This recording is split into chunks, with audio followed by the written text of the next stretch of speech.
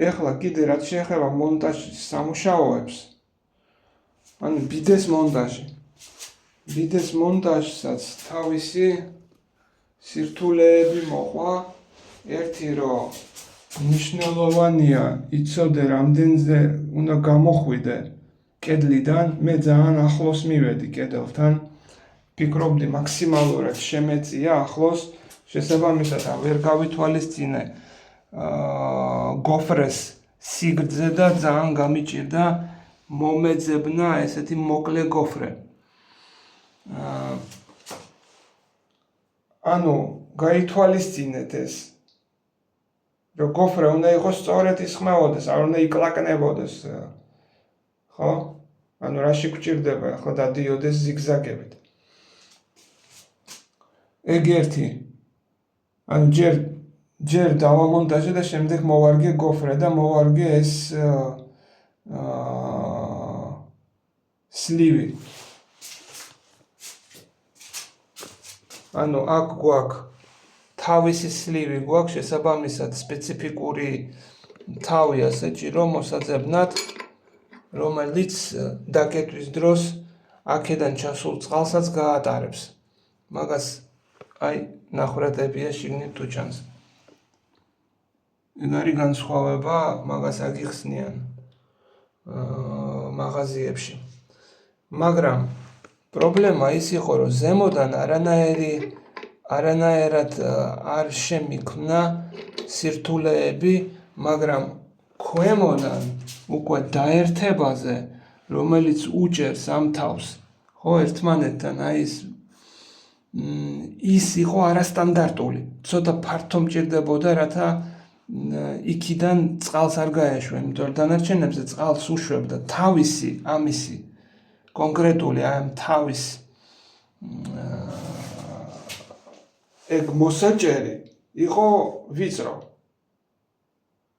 და შესაბამისად ის საერთოდ მოხსენი და რაც მოყვა თვითონ გოფრეს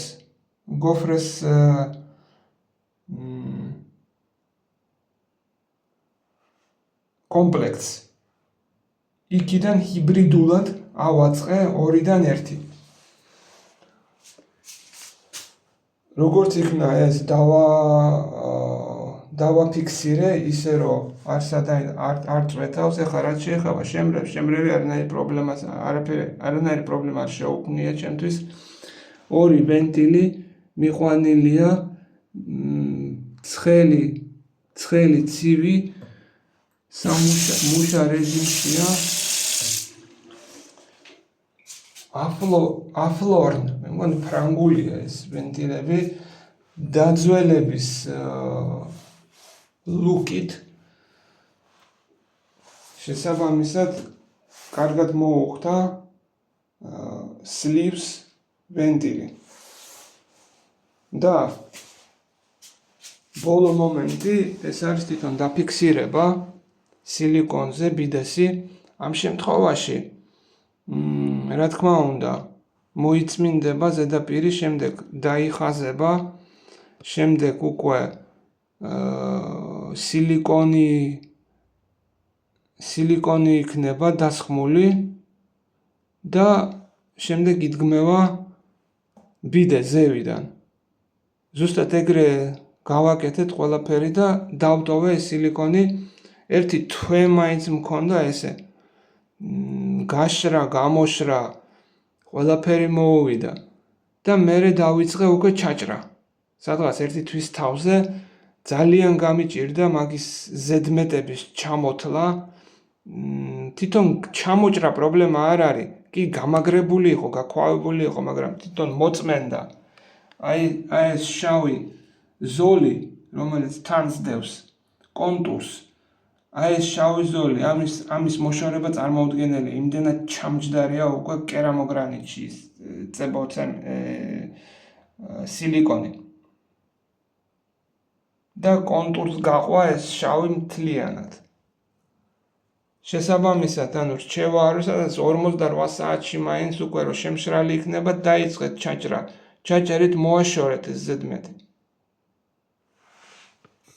ანუ ამას რო დავამონტაჟებს, ეს ახლა თავისუფალ მდგომარეობაშია, არ არის დაფიქსირებული. ამას რო დავამონტაჟებ, რა თქმა უნდა 48 საათში დავიწყებ ამის მოშორებას. ეხლა რაც შეეხება ამ კონკრეტულ მოდელს, აი ამ მინია შედარებით პატარა მოდელია გაბარიტებში, ეს უნიტაზი სამტეკის რუსეთის უნიტაზია, სადაც 2 წელიწადნახევრის თავზე სიყვითლე დაედო, ანუ ზედაპირი გაუფუჭდა. ეს ფაიფურის ზედაპირი გაისრისა და უკვე ნელ-ნელა ამის აღდგენა, მაინკი მაინტერესებდა, არსებობს თუ არა ამის აღდგენა თუ შემიძლია.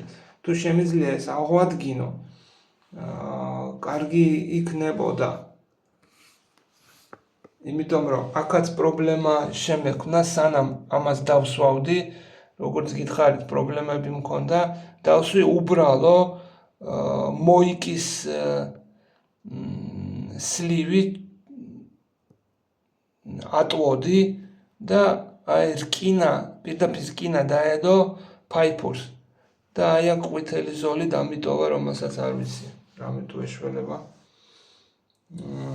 აი ამის აღდგენა საერთოდ თუ არსებობს, ეგ მინდა გავარკვიო, რესტავრაცია თუ შეიძლება აი ამ ზედაპირი ფაიფურის. ეს არის კერამინის კომპანიის ბიდე, ანუ რა ვიცი, მე მომწონს ეს ბიდე, თვითონ ფორმაც და ვიზუალიც. რაც შეეხება ამას, ერთია რომ ყველაზე პატარა ავიღე, მაშინ სხვა განლაგება მქონდა ჩაფიქრებული ბინის და შესაბამისად ჩემთვის მნიშვნელოვანი იყო ზომა. და კიდე ეს მექანიზმი, ჩასხმის მექანიზმი სპეციფიკურია, ორად არის დაყოფილი, მაგრამ ერთი ფუნქცია აქვს, მთლიანი ჩასხმის. ერთადერთი თუ გინდა რომ დაზოგო წყალი, ანუ ცოტა ოდნა უნდა დააჭირო და ესე აკონტროლო. დაჭერა მთლიანად და გაჩერება იწვევს მთელი ბაჩოკის დაცლას. და პრობლემა ისაა, რომ ეს მექანიზმი პაპლავოკი ეგრეთ წოდებული ედება კედელს. ხანდახან და მერე უკვე წყალი თვითდინებით გადის და არ ივსება. და გიწევს ან მირტყმა, ტელევიზორებს რო ურტყავდნენ, იყო დრო, აქ მიწევს ხელით მირტყმა და ეს პაპლავოკი, როგორც კი განთავისუფლდება, ზემოთ ადის, ან დაშლა და გასწორება. ეხლა ამის გასწორება წარმოვიდგინია, რომ შესაძლებელია, მაგრამ რა ვიცი, ვფიქრობ, რომ ეს ქრონიკული პრობლემა იქნება დროის განმავლობაში. ანუ აი ეს რაც შეეხება მონტაჟს და ამ წერტილის მონტაჟი კი ვიცით, უკვე გავლილი გვაქვს.